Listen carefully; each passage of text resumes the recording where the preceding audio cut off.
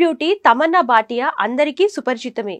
శ్రీ మూవీతో వచ్చి అతి తక్కువ కాలంలోనే స్టార్ హీరోయిన్ గా గుర్తింపు తెచ్చుకుంది. ఇక టాలీవుడ్ స్టార్స్ అందరి సరసన నటించి ఆమె తన అందం, నటనతో ఎంతో మంది ఫాలోవర్స్ ను సంపాదించుకుంది.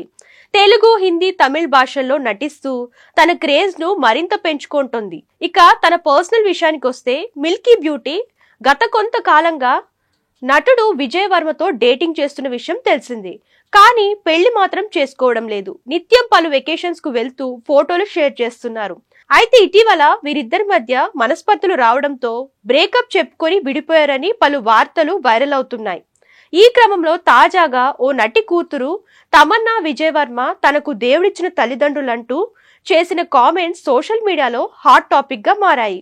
అసలు విషయానికి వెళ్తే ఓ ఇంటర్వ్యూలో పాల్గొన్న రవీనా టాండన్ కూతురు రాషా ఆసక్తికర కామెంట్స్ చేసింది.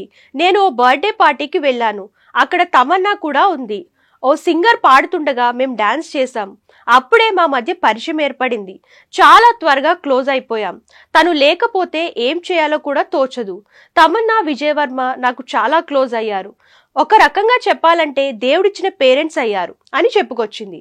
ప్రస్తుతం రాషా కామెంట్స్ వైరల్ అవుతుండగా ఈ విషయం తెలుసుకున్న నెటిజన్లు కొందరు షాక్ అవుతుండగా మరికొందరు గ్రేట్ అని ప్రశంసలు కురిపిస్తున్నారు.